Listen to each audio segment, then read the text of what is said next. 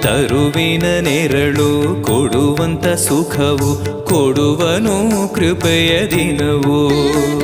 ಸ್ಥಿರ ಇರುವ ಮನ ಎನಗಿರಲಿ, ಶರಣಾಗತಿ ಎಂದು ಬರಲಿ. ಭಗವಂತನ ಪ್ರಿಯ ಮಗನಿವನ ಸಾರಿ ಬದುಕು ಇರಲಿ.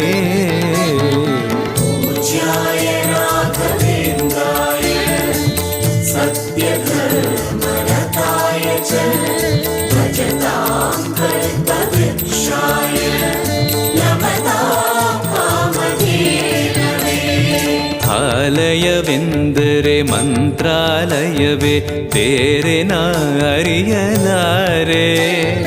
ರಾಜನು ಎಂದರೆ ಶ್ರೀ ಗುರು ರಾಜನೇ, ಮತ್ತು ನಾ ತಿಳಿಯಲಾರೆ. ಆಲಯವೆಂದರೆ